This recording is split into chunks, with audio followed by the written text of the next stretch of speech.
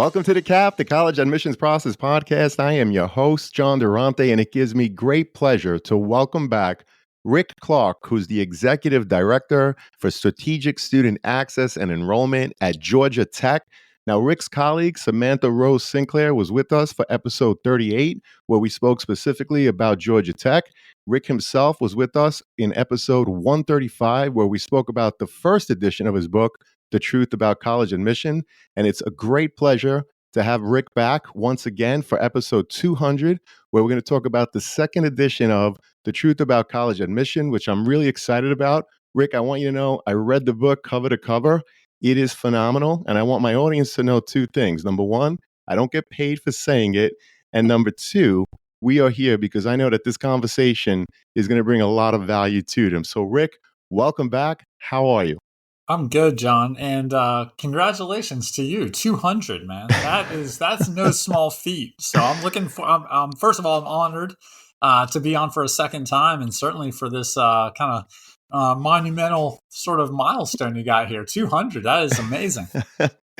Well, thank you so much, Rick. And it was such an honor, first of all, to have you on, your colleague on again, Samantha Rose Sinclair. But it was also great at the NACAC conference. I saw you down in Baltimore, and it was just so great to actually see you in person and, have an opportunity to chat with you. So I really appreciate your friendship, your mentorship. You're awesome. And so I really thought it would be great to have you on with episode number 200 because the name of your book is The Truth About College Admission, but that's also going to be the theme of today's episode. So let's get right to it, Rick. Let me ask you, what are the significant changes or trends in the college admission landscape have you observed since the first edition of your book? And how does the second edition address these developments?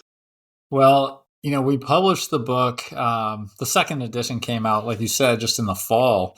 And a couple of the things that we put our fingers on based on feedback and also based on changes, I'd say, one, we took a whole chapter just to talk about conversations around paying for college, because it's not like in 2019 when the first one came out that wasn't a big deal, but it's only continued to be a huge part of the equation in terms of what families really need to be thinking about, how they can approach this, how can they make sense of things. That's one. And of course, right now, and we can get into this if you want to, we find ourselves in a particularly turbulent financial aid year with the new FAFSA and some of the delays that have been happening. But just to put that on the shelf for a second. The other thing, of course, is test optional. And, again, when we published in 2019, there were under 1,000 schools in the country who said, send your test if you want to, don't send it if you don't want to. And honestly, that was pretty clear. But with the pandemic forcing, in many cases, schools to make a pivot on this, and then do so under duress, now double that number are test optional. Of course, you got the whole California system being test blind or test free. And now there's some schools going back to testing. And so the whole landscape around standardized testing, we did touch on and sort of revisit in the book. And I would say that's another big piece. And then, we make speculation a little bit in the book around other huge things that have happened this year. Around the Supreme Court case, on race conscious admission, AI, and sort of what's happening in the AI space. There really are so many huge developments happening. It's like, man, we might have to put another edition out faster than just, 5 years this time. Well, that's fantastic. Then you talk about so many things. First of all, paying for college, which is a theme that comes on over and over again in the podcast episodes.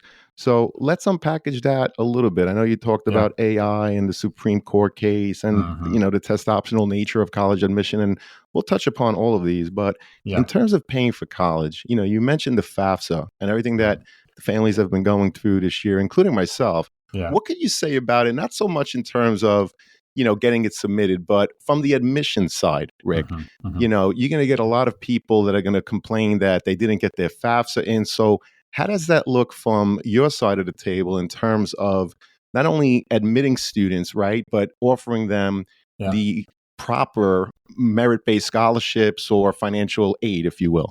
Right. And this is where you really see that the landscape of higher education in America is very vast. Hmm. First of all, you have a small slice, a very small slice of schools that happen to get a disproportionate amount of press, right?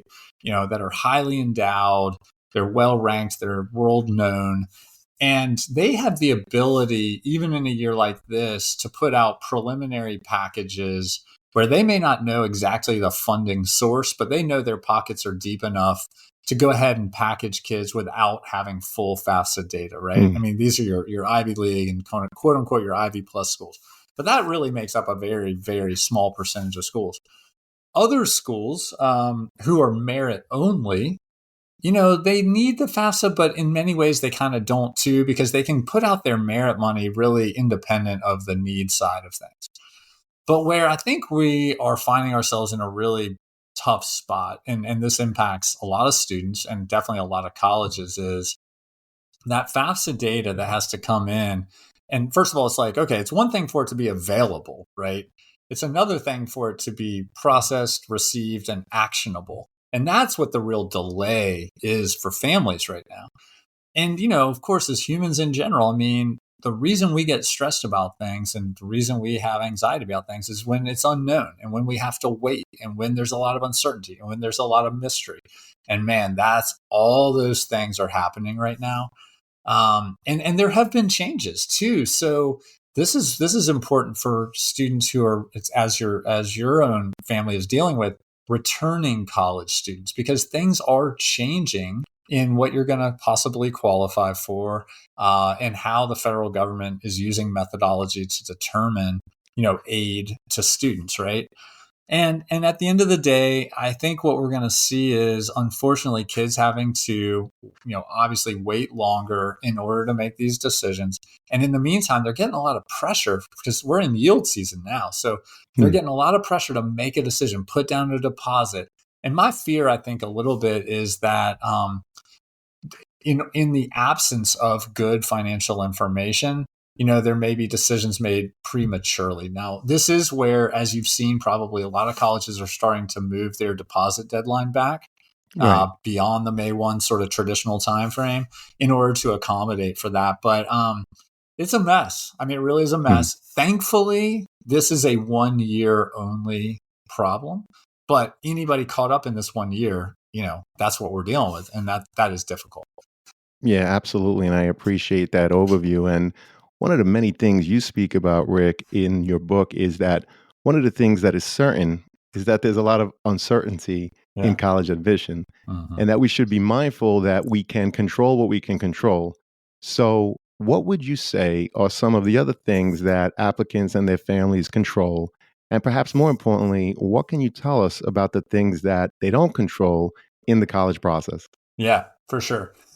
Right. I mean, this goes back to what we were just talking about. One of the reasons when you talk to families about what stresses you out around college admission, it is this feeling of it's a black box, I don't know what's going to happen. It's unpredictable, right? And that is true, and it's also not true. So, as I look at this, I would argue that families have about 75% control over their college journey. First of all, in America, there are many, many colleges and universities, and you don't have to apply to any of them, and you certainly don't have to apply to all of them. Hmm. You get to pick where you apply, right? Um, and so that's a choice. That's a choice, and maybe you choose to apply to 7 or 12 or whatever your number is, but you get to choose that, and that is control. Now, those applications go in, and it is true that you do not control exactly where you get in, nor do you control exactly how much money they provide for you to go to that college or university. And that is true. And that's also something you shouldn't try to control. Because, when people try to control that, that's when people go to jail and documentaries don't try to control that, right? But if you listen to your school counselor, if you talk with other families who have been through this process before, and if you're sort of wise about where you apply and you're excited about every place you apply to, you don't apply to places you wouldn't actually go. That doesn't make any sense. Don't do that. But you apply to places you'd be excited to go, and you apply to a range of schools. Let's say you do apply to 9. and you get into 3. All right. Well, now you have 3 choices, and you do get to choose of those 3 where you go, and that's control. So you got 3 things that have happened. I chose where to apply. I did not choose or get to pick or control where I got in or how much, but now I get to pick of my 3 where I go. And then this is super important. And I know as a principal, you see this all the time. You get to choose how you show up there. You control that. And some kids show up every day in a high school or every day on a college campus with very different attitudes about what they're going to take advantage of and how they're going to approach things. And so if there's 4 sort of pieces of this puzzle and you control 3, that's 75%. And man, I think most of us, if someone were to say, hey, John, you can control 75% of tomorrow, you'd be like, give me that, man. I will take that, right? That's not bad. That's not bad. It's definitely not bad. And I appreciate that you talk about the fact that we control 75% in the process, because during our last conversation, Rick, you spoke about institutional priorities and how your own alma mater, UNC Chapel Hill, can only accept 18% of out-of-state students. Now, ironically, I just had a conversation with Jason McGrath, who's the Associate Provost and Director of Undergraduate Admission at UNC Chapel Hill. Yeah. So this is important for future college students and their parents to understand, as they may have done everything right in terms of the courses they took over their 4 years of high school and the leadership they demonstrated in during their activities outside of the classroom.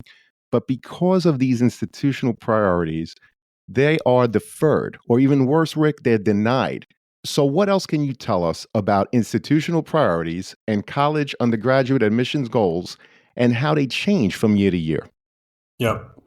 Well, here's one thing is every college, no matter how big or small they are, starts with one very key driver for their institutional priority, and it is called class size. That is institutional priority number 1.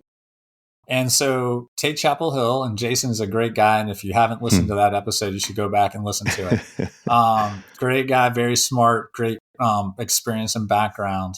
And I'm really proud that he's leading Chapel Hill right now.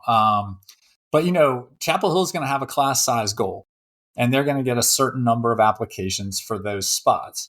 And based on their historical yield, that's going to dictate their admit rate, right? I live here in Atlanta, Georgia, and I'm surrounded by schools that have various bowl sizes. If this is soup that we're making, then Agnes Scott College, an all women's college that's very close to me, is going to have a relatively small bowl size. Morehouse's might be a little bit bigger than that, and Georgia Tech's a little bigger than that, and Georgia State's is like getting to be like a vat instead of a bowl, right? But everybody then starts to say, okay, well, how are we going to fill up our bowl? We know our size, and that's institutional priority 1. What are we going to do from there? Well, Georgia Tech's going to say, all right, we need 60% to be from Georgia, 30% from out of state, 10% from out of country. And that's where you get into starting to make your soup, right? You got your carrots, you got your celery, you got your onions, you're trying to figure that out.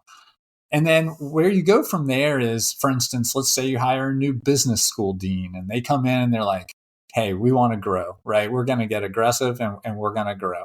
And the admission dean or director or VP of enrollment management, they are getting these type of things thrown at them and trying to figure out, with our bowl size, how do we create this composition that's going to meet the institutional priorities and goals of our particular institution? What I would say the takeaway of that is 2 things. You're never going to 100% know every institutional priority. Hell, we don't know every institutional priority before the year starts, right? Some of this stuff comes on the fly. It has come on the fly almost every year. There's something that gets sort of thrown in there about, we're trying to grow this, shrink this, modify this, right? I do think there's some ways you can get a sense of it. Number 1, for students, the biggest and most important thing is you should ask. And kids need to feel more empowered to ask the questions that they care about and what matters to them. And that is not an off the table question. And think about your own high school and all these college reps that come to visit.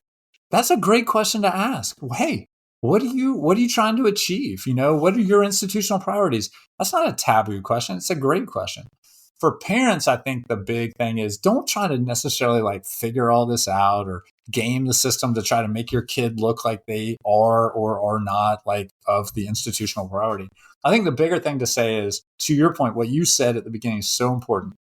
Yes, there are certain things that colleges are looking at and looking for, and you can do all those things, quote, right, or almost perfectly or really extremely well. GPA, course choice, testing, outside the classroom stuff, essays, and it still doesn't go your way. Hmm. And as a parent, I think what we need to understand is that is beyond our control. But what we need to empower our kids with is the confidence that that's not about them. That's not about them and their ability and their potential and their future. That is about that college, that year, and the way this thing shook out. And parents will often ask, like, what should my role be? What's my job? And I believe that the role of a parent is to give perspective and to say, listen, let me tell you about all the people I know, including myself probably, who have not had a very non-predictable, non-linear path to success and fulfillment and, all these things. Let me tell you about the guy down the street who, had this happen and that happen. It looked like a reroute. It looked like a dead end. And he veered around that and figured it out, and life is really good now.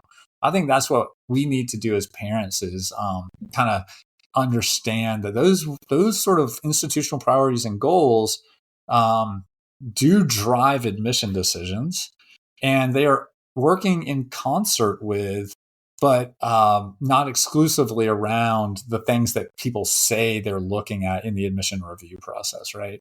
It's almost like the NCAA basketball tournament that's coming up. This idea that you might have the ACC might be the absolute best conference in the country.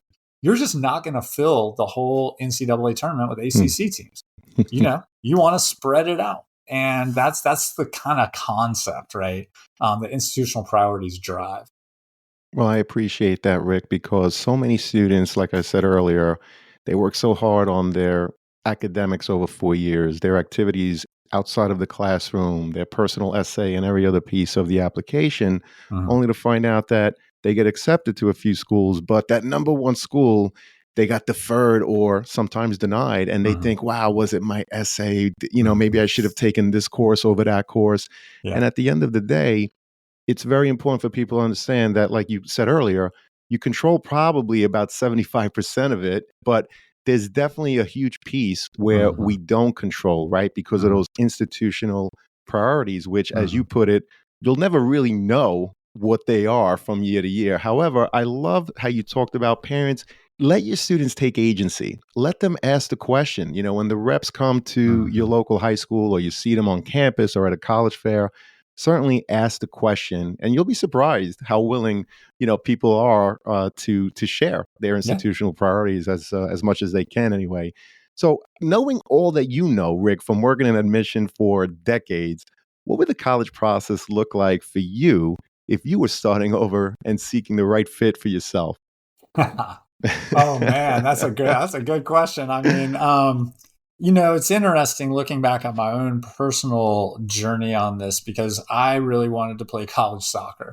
And that Hmm. was a huge driver for me. And knowing what I know now, I think I would have had that take more of a back seat. Mhm. And that's not to say that's for everybody, right? That's the dream of a lot of kids, and that's not a wrong dream, right? And a lot of people go to college and they play sports and they kind of have that balance, and it's perfect. I think for me though, and what I learned, pretty quickly was maybe that wasn't really what should have been the primary driver, and I should have been a little more focused on making a sort of holistic decision for me as a student, a person, and an athlete, not just necessarily as an athlete. And I think about that for my kid. I have a 15-year-old son and a 13-year-old daughter. And as they get closer to this, and we're not really talking to them much about it at all right now, way too early. But as they get closer to it, I think that's how I'm going to be sort of coaching them and trying to partner with them in this is letting them really think about, you know, ask big questions. Brennan Barnard, who I wrote the book with, Mhm. he has this whole thing about how adults often, when you're a junior in high school, maybe even a sophomore, it depends on the community that you live in. But man, adults, like, they have nothing else it seems like they can ask you when you're that age except where you want to go to college. And where are you going to go to college? Where are you going to apply to college? And he says, like, you should never get to where so fast. You need to back all the way up this hierarchy of questions to say, who am I? What am I excited about? Who are the people I want to be around? Like, what are the type of environments I work best in?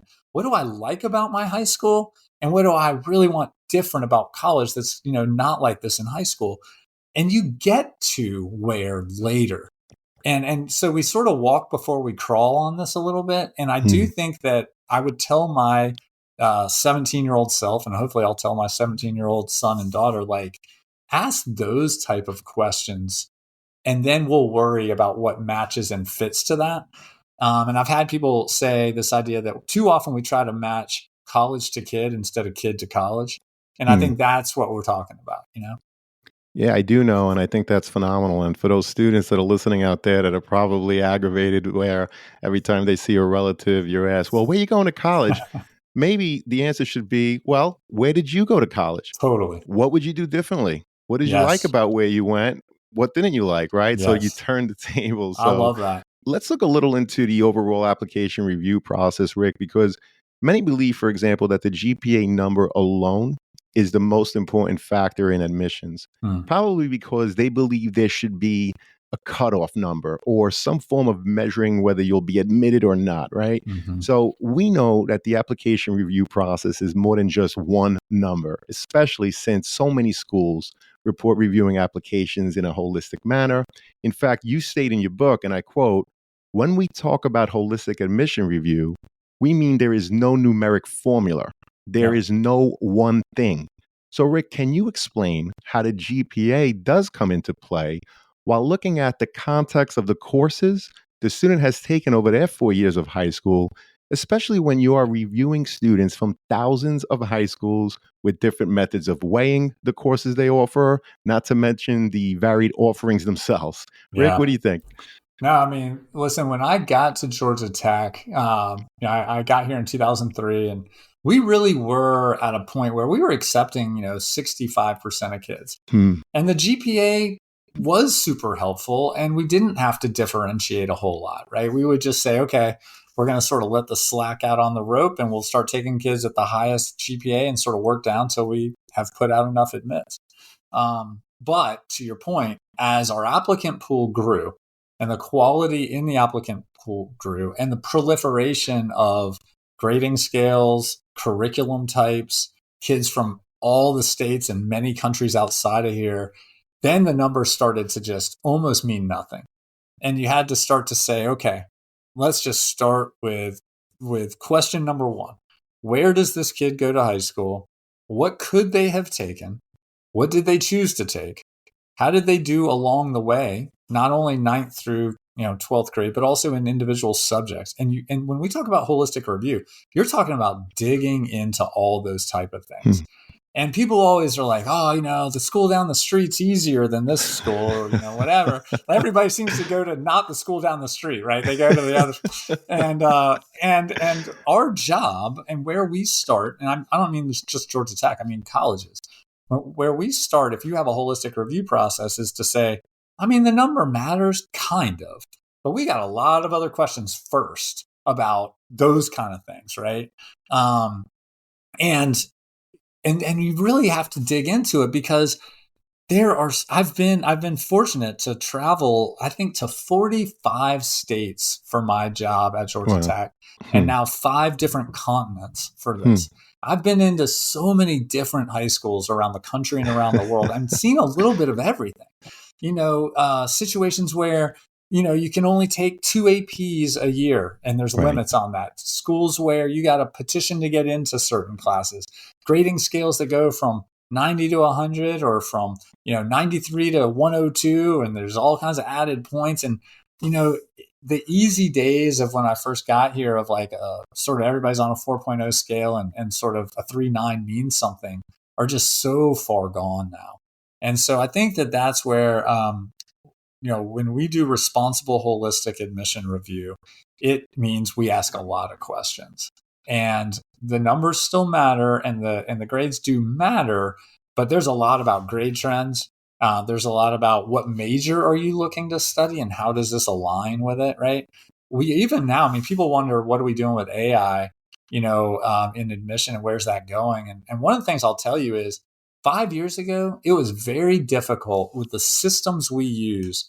You were like duct taping things together to try to figure out, how did a kid from this high school do on our college campus? And what does that mean for this year's applicant pool? It is so much easier now. And that's the future. People are like, what's more predictive, GPA or SAT?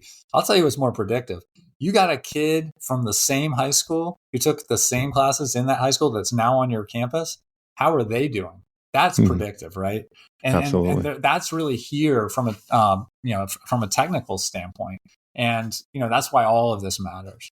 Yeah, it's definitely predictive, because if you have a student from a particular high school with a particular GPA and courses that he or she took, certainly that'll give you some level of indication if there's another student coming from that high school, and we appreciate that. I also want to mention that a lot of people always talk about reviewing applications holistically. We also spoke about how in some of the podcast episodes, admissions reps look at the transcript holistically. So it's not just the GPA, but it's, as you put it, number one, where did you go to high school? What was available to you? And how did you take advantage? And I like how you talked about the fact that, there are some high schools that might offer 20, 30 advanced placement courses. There may be other that offer the same, yet one high school says, well, in junior year, you can only take 3, for example. That's your max. And same thing in senior year, right? Whereas the high school down the street, and as you said, there's always that high school down the street, maybe they don't have any limitations. So, admissions reps, they look at the school profile. Am I correct, Rick? And again, it's where you went to high school, what was available to you, and how did you take advantage of that? Anything else you want to add? I mean, I think that's spot on. And you're right that the profile, right? So this is homework for anybody listening. If you don't know what your profile looks like, go Google for it, right? Or go into your counseling office tomorrow and ask for it. Usually it has things like your grading scale, the courses that are offered. It gives any nuances like what we just talked about of, are there limitations, or how do you get into, what kind of curriculum do you have to begin with?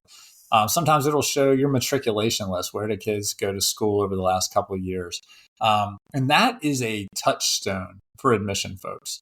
When we open these things up, that is really super helpful and informative. Now, some people have been to that high school a million times. They know it like the back of their hand. They don't really need it. But especially if you're opening up a place that you haven't gotten applicants from in the past, or you may not have had the opportunity to visit, and you're trying to learn and understand it, or if you're in committee and trying to explain it to somebody else, you start there with that profile. Well, I appreciate you adding to that, Rick. And, you mentioned AI, artificial intelligence, a few times. So I just have to ask, in terms of, for example, the college essay, right? It's very easy to write a few prompts in ChatGPT, for example, and all of a sudden you get a phenomenal essay. Where do you think we're going with essays in the future, knowing that ChatGPT and other AI tools are really good? Yeah. Well, it's interesting because, Georgia Tech obviously has a phenomenal computer science major, and therefore world-renowned computer science professors. Absolutely. And we've talked to them about this in the past a little bit, this idea of like reverse AI. Can you run some kind of a tool that says whether or not a student used this? And they'd say 100% bad idea. It's a fool's errand. It's going to give you a lot of false positives, and you should not do that. Don't worry about that. What you need to focus in on is, why do you even ask for an essay to begin with? What are you trying to get out of that? And does the kid basically supply you and provide you with what it is that you're looking for? And what we're looking for is their voice. We're looking for individuality. We're looking for specificity. We're looking for personality. ChatGPT does not do a good job of those things. That's right. But here's where I think ChatGPT is helpful, and I'll also speculate a little bit on the future. I have teenagers in my house, been talking to kids about college admission for a long time. And one of the things that is hard for them, and maybe hard for all of us as humans in general, whether it be working out or mowing the lawn or anything else, is just getting started. Right. And they're looking at these prompts, or they're looking at a blinking cursor, and it's just like maddening. What I think is helpful for ChatGPT is, all right, maybe you're like, I got 3 ideas. Which one should I do? Well, you pop that into ChatGPT. It writes an essay that you would never want to copy and paste and turn in for the reasons we just talked about. But it is like, yeah, I could work with that. Or I thought maybe I'd go that direction, but now that I think about it, nah, I don't really have anything there. That's helpful. The ball is rolling. There's some ideas there. It's almost like brainstorming. It's almost like you and I, if I was sitting there talking to you about coming to visit New York and you give me a couple ideas, and a couple of your ideas are really good, and a couple of ideas are like, that's just not for me. That's helpful. That's helpful. Right. And so I think that's good. Now, what I will say is my hope / my prediction is that the essay maybe doesn't go away, but I do believe we're getting closer to a day where there are more opportunities to express yourself in different mediums. In other words, you as a podcast host and a principal, somebody that speaks publicly a lot, if you were given the option, all right, John, you're applying for this job or this honors program or whatever, you can either write an essay or you can submit a minute-long video or a minute-long audio. Like, we know you can write because we have your transcripts from the last couple of years, right? I mean, like, and that's the thing that kids think we're reading like English teachers. We do not read like English teachers. That's not what we're looking for, right?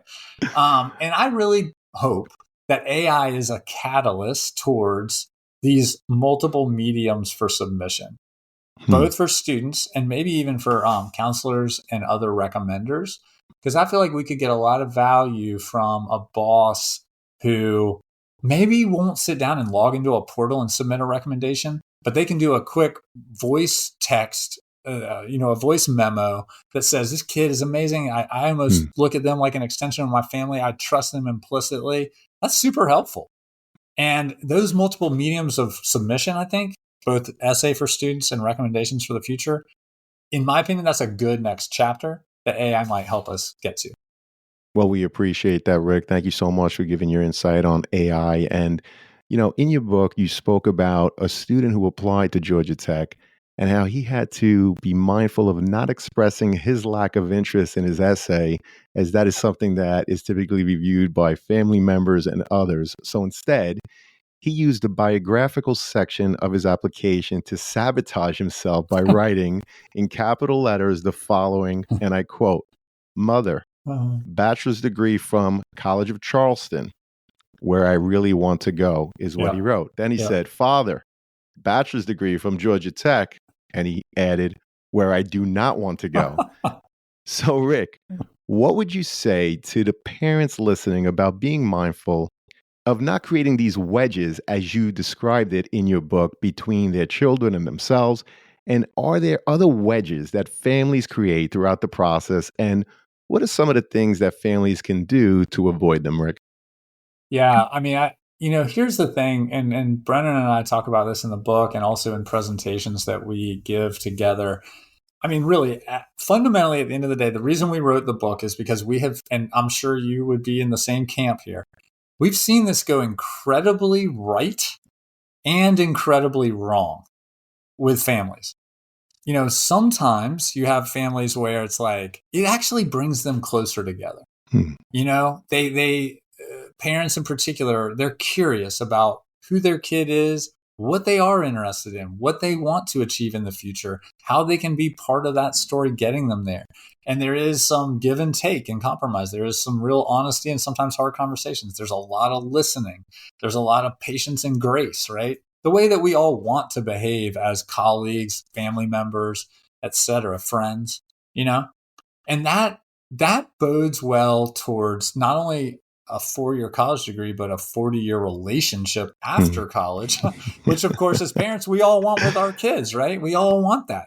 And we lose sight of that sometimes because we believe either we know what's best for them or there's only this small set of places where they can go where it can lead towards ultimate success. And I think that's myopic and ill-founded.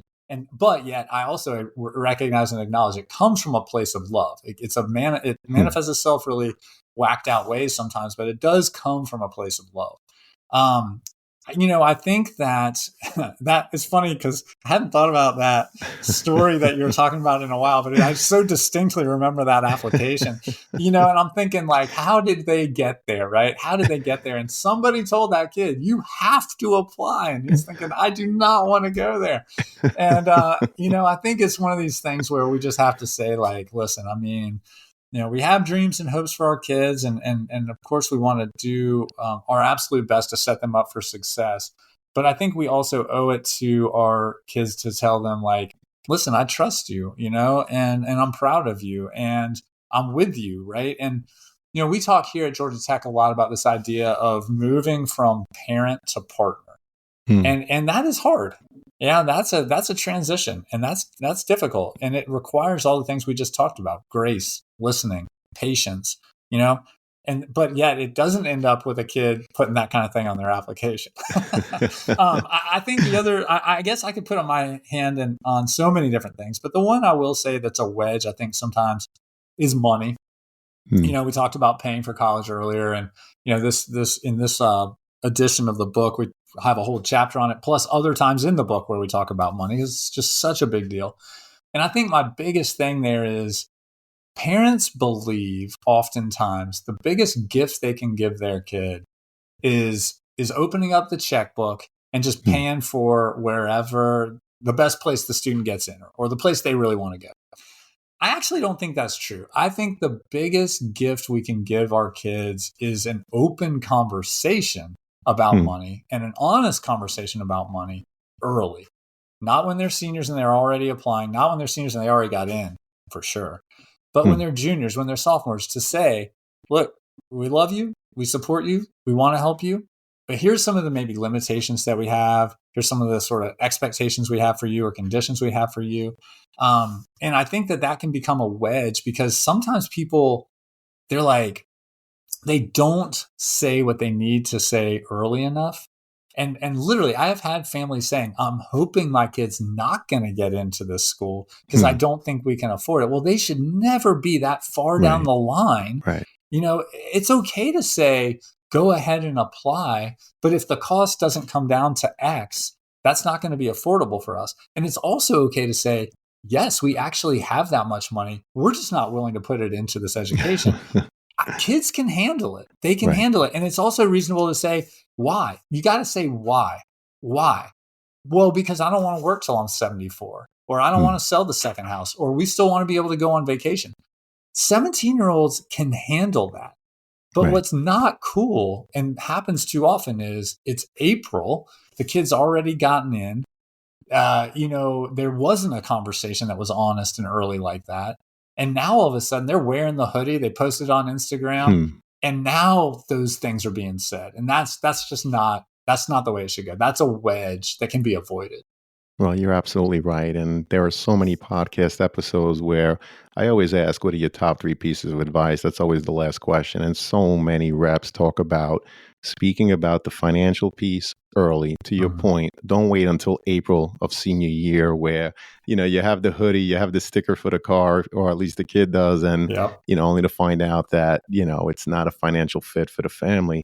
And Yeah. as you put it, and I like the way you put it, you have to move from being a parent to being a partner in the Mhm. college process. And I also want to mention that in your book, you've done a great job in terms of bringing families through the process whole, right, as a unit. I just love the work that you did in that book. And of course, another thing that a lot of students and their families look at are, of course, those things we call college rankings, right, Rick? So in your book, you actually referenced Malcolm Gladwell's revisionist history podcast, where he spoke of people's fixation on Mhm. college rankings in his episode called Lord of the Rankings.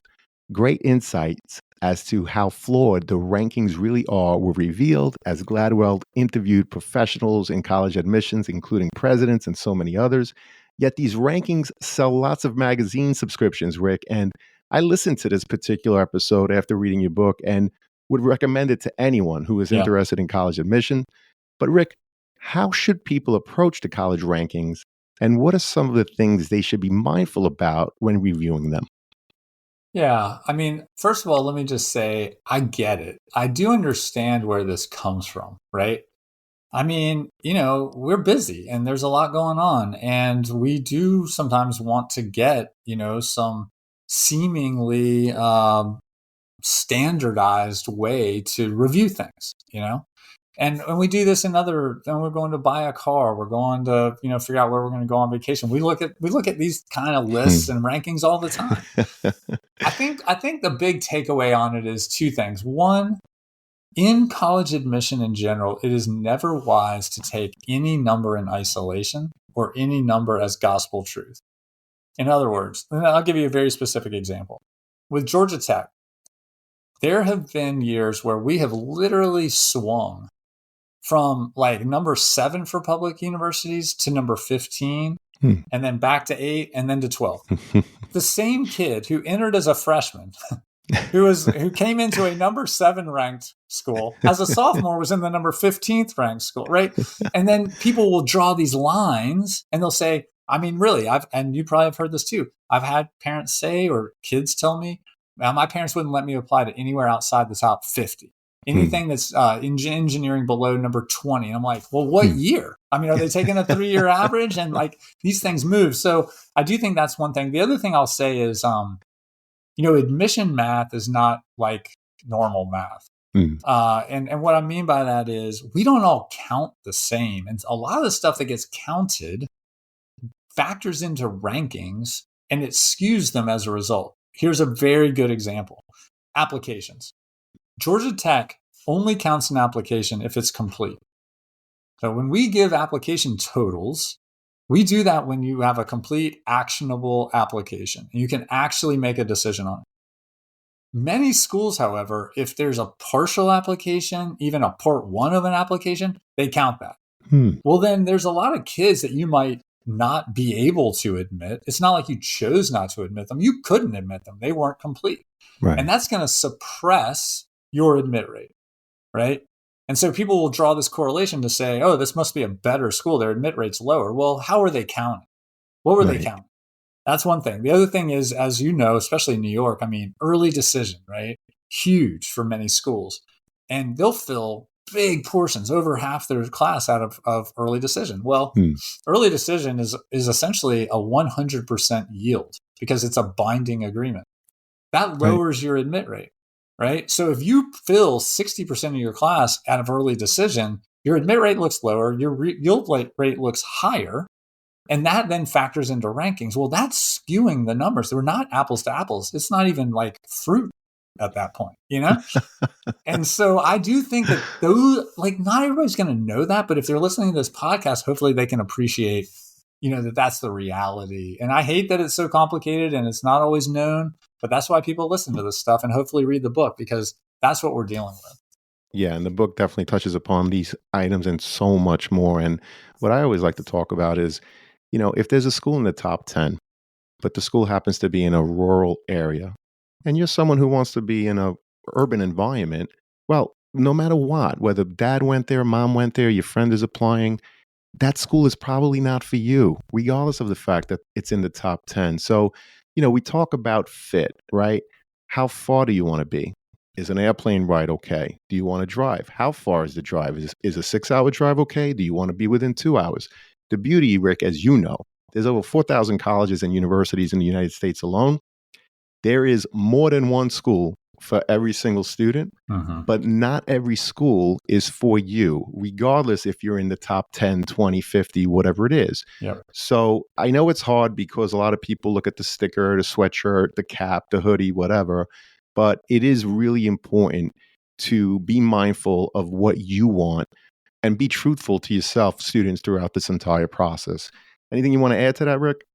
Only that. Wow, there's so much I could add to that, but I agree 100%. But the other thing is, somebody will be like, "Yeah, I applied to every Ivy League school," and I'm like, "Well, you must not be that smart then, because how can you apply to Penn and Dartmouth and like these places are so different than very different. All they're just in the same athletic conference, man. That's it.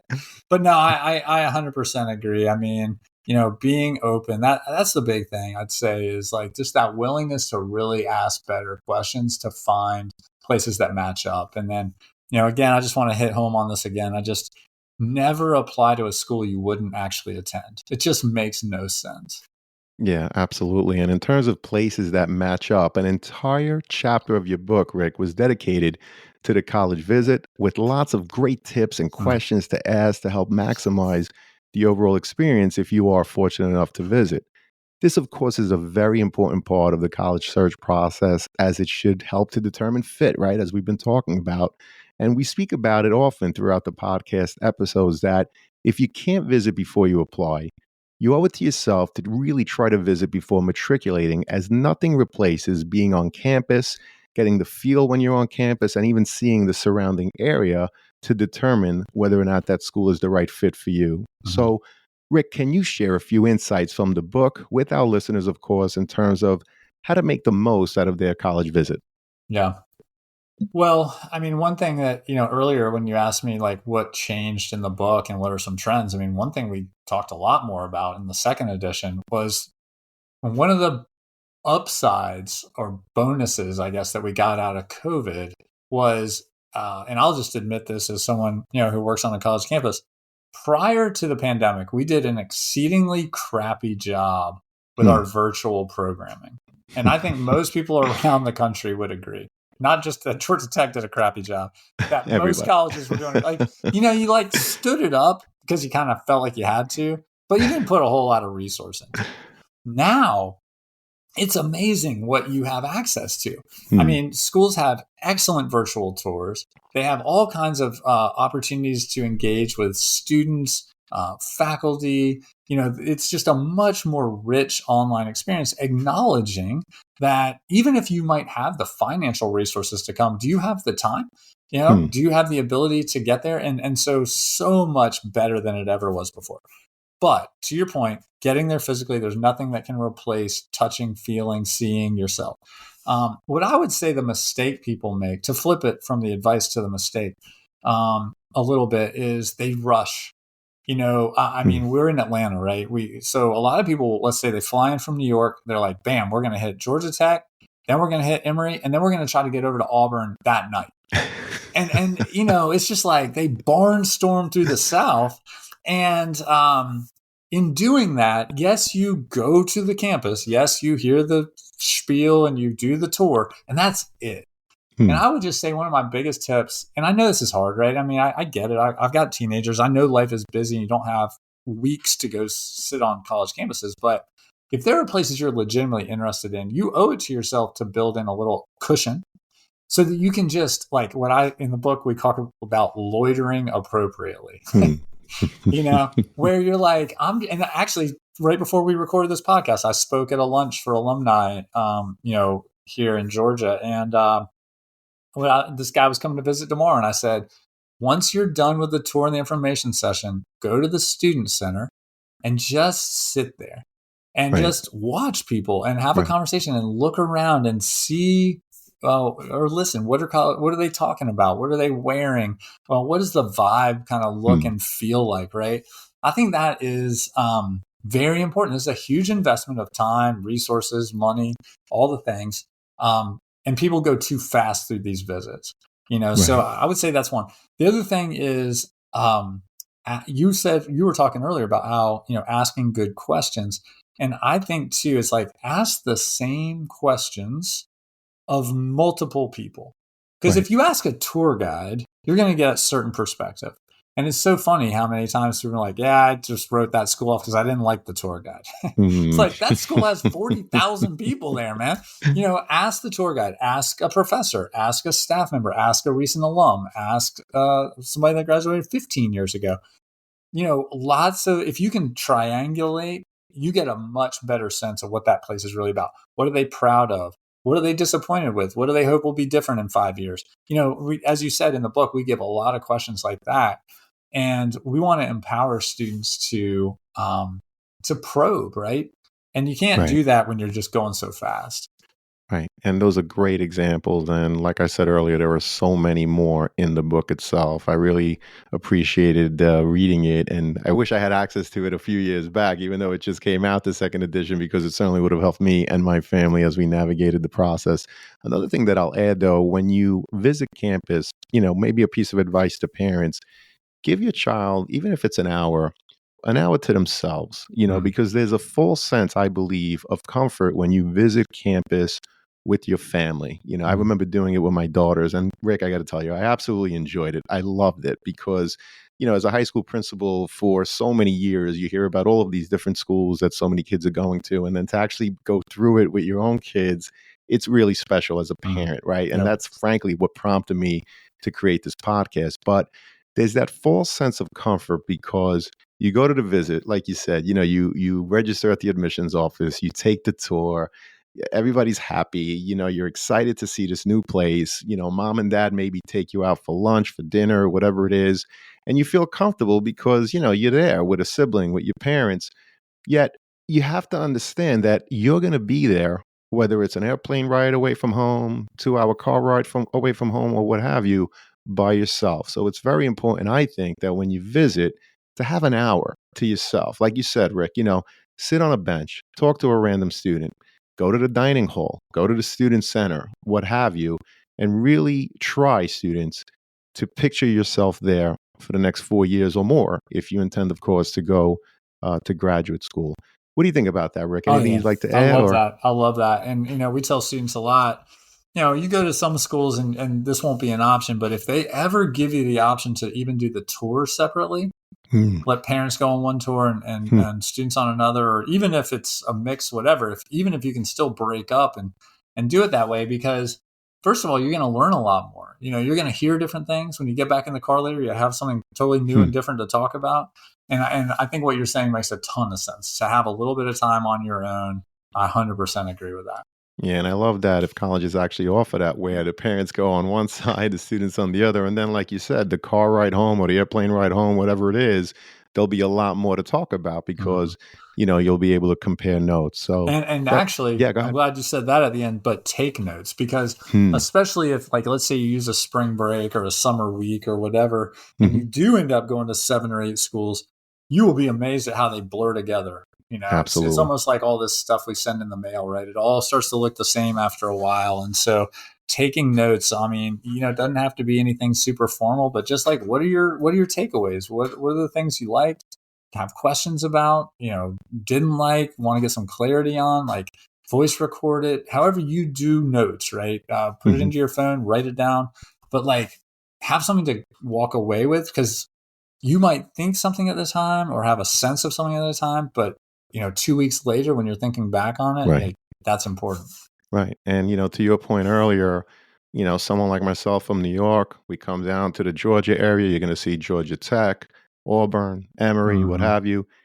If you don't take the notes, everything Yeah. is going to mix. Did I see this at Emory? Was it Georgia Yes. Tech? Wait a minute. No, no, no. It was Auburn. Yes. So, It's so true. it really is true. It's very important to take notes. It's not just how you feel when you're there. If you don't take the notes, like you said, Rick, in 2 weeks, you're going to forget it all.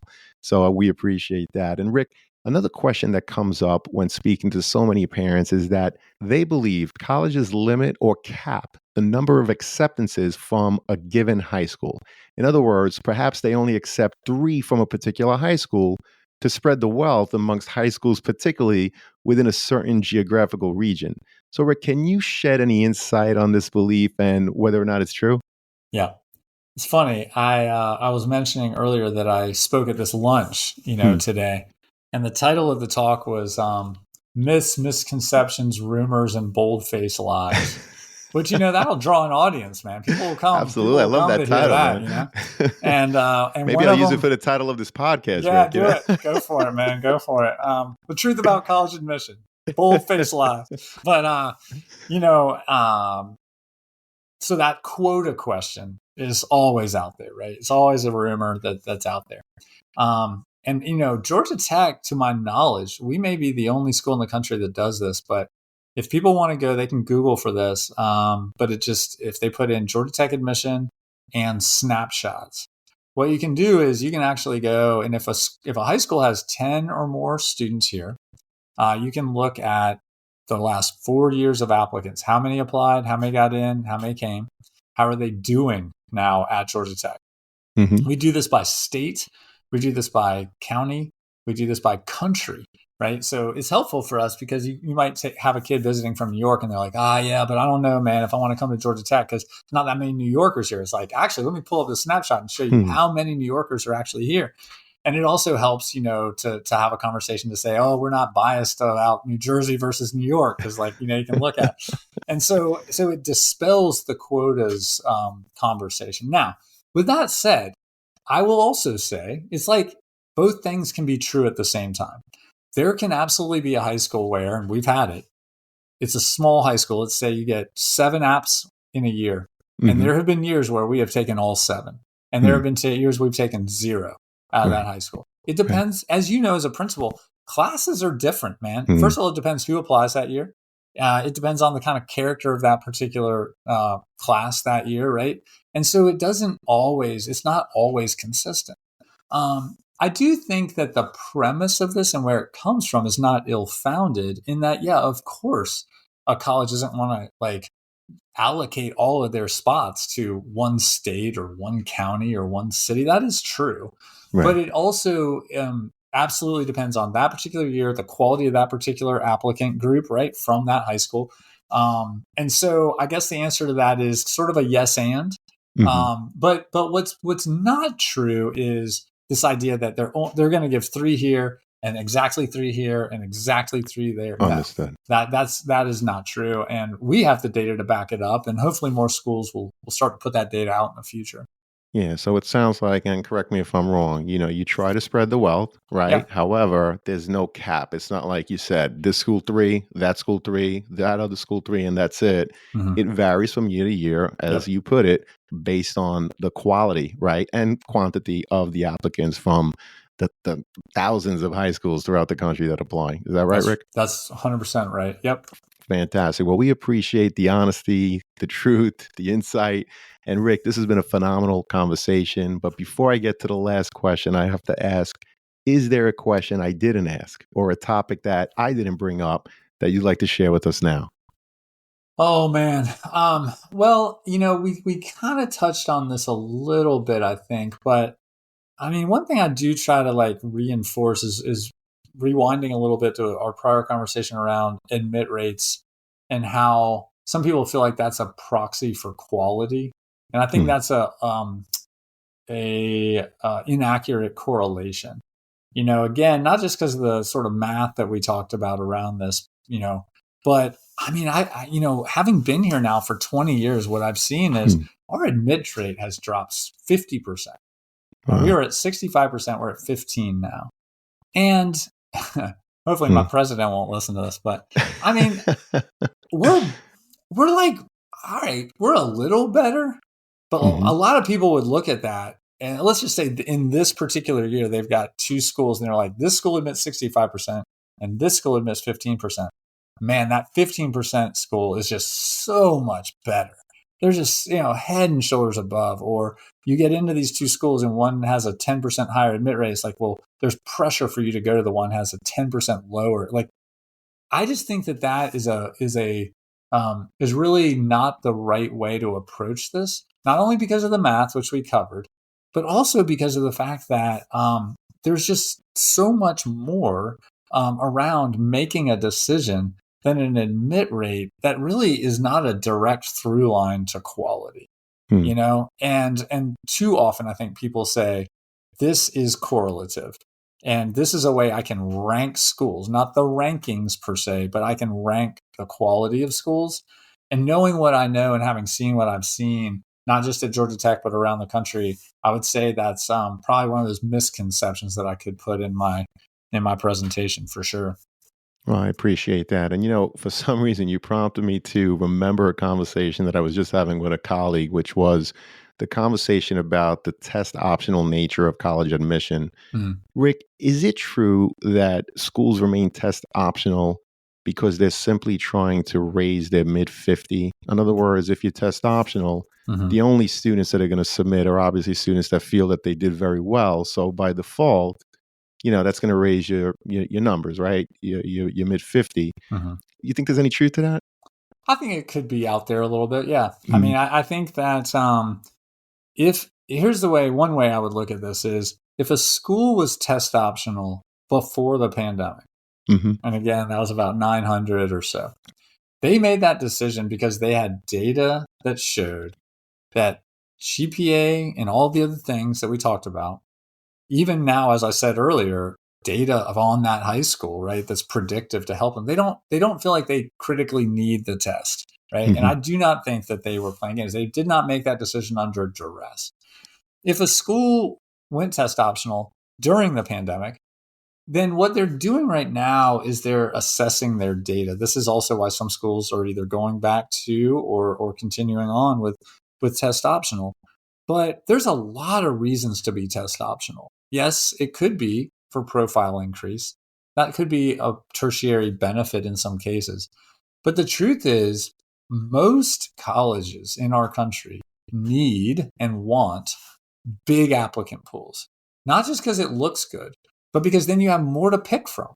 Right. And really, Right. anybody who runs a company or runs a sports team would kind of understand why you want more people to come try out for your team. You want more people to apply to your company, right? If we can take down some of these barriers in order to have a bigger top of our funnel, and then let us figure out who's going to best match to that.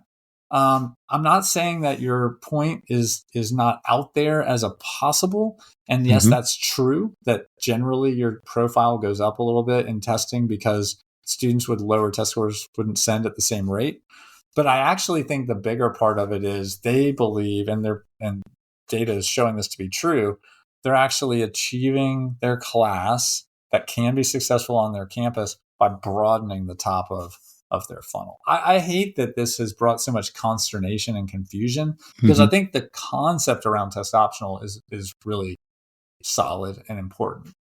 Yeah, well, what was also really solid and important was your overall description because you're right. It's like if you're running a, Fortune 500 company and you have a position to fill, you want a huge amount of applicants to really get the best of the best, right? Mhm. Because your admissions counselors, obviously you want to admit everybody, but really your number one job is to make sure that you admit people that are going to succeed and do Mhm. well, right? And Yeah. that's why you look at the transcript to see the academic performance in high school, which will hopefully help you determine whether or not they'll be successful in your classes. So I really appreciate everything that you said. This has been, Rick, a phenomenal conversation. I'm so grateful for our friendship. You are certainly a mentor to me.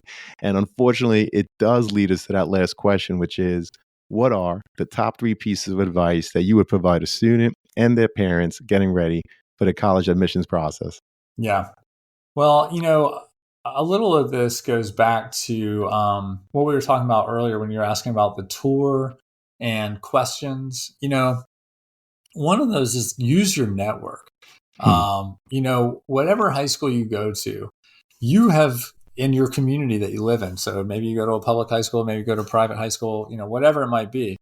But use your network. There are probably kids on a lot of these campuses that you're looking at who sat in your exact seat a couple of years before. And I think that is too often not a tapped resource, right? Talking to people in your community who are alums of that institution who may have contacts when you go visit, they're like, oh, I know the chair of the sociology department, or, Hmm. I know a kid that's there right now. Use your network. That's why it's there. That is, and people want to be asked to help. Fundamentally, we want to be asked to help.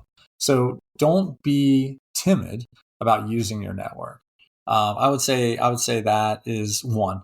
The other thing, I guess, I'll just go back and sort of double click on the money piece. Hmm. I really think that is just increasingly critical. And not just like what's the return on investment, what are the starting salaries, and how much does it cost on paper, and all of these kind of things. But as a family, this idea of really working together to come up with, and these were your words, a financial fit, Hmm. and understanding how important that really is.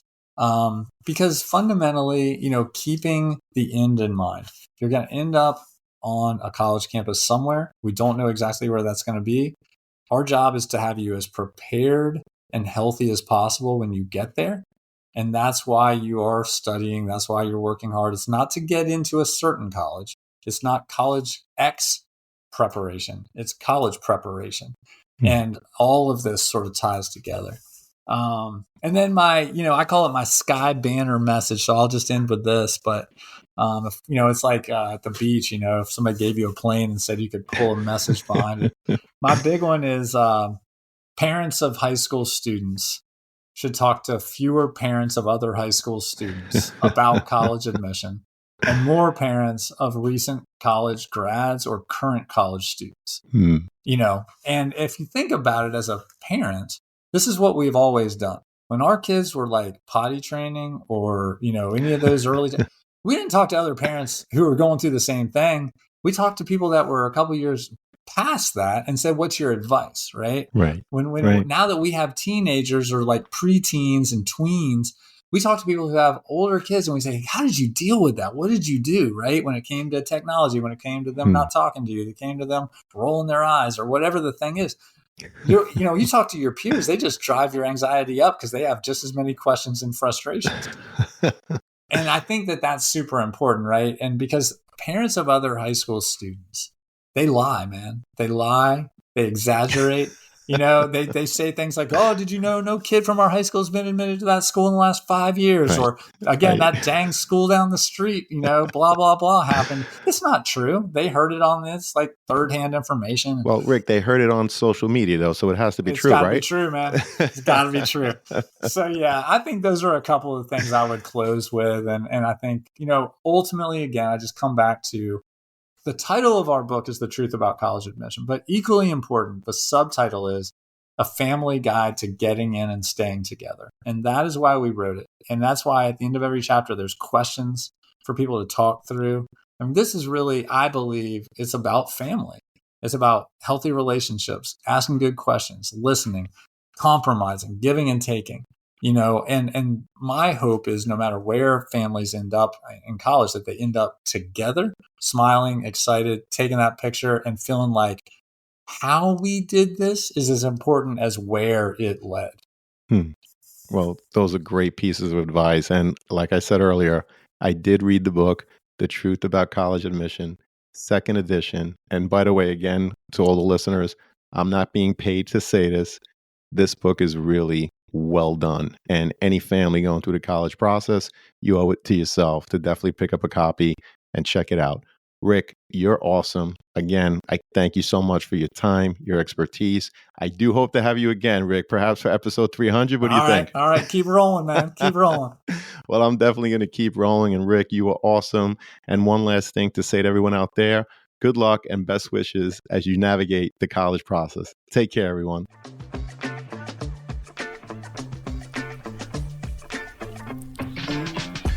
Thank you for joining us on this episode of the CAP, the College Admissions Process Podcast. We hope you enjoyed the show. If you did, please don't forget to tell a friend and follow us on Facebook, Instagram, Twitter, and wherever you listen to your podcasts. I am your host, John Durante, and I look forward to seeing you on the next episode of the CAP. Hey, John. This is Danny from the University of Rhode Island. Dormify is my go-to for the most trend-forward and unique products for all of my rooms over the years.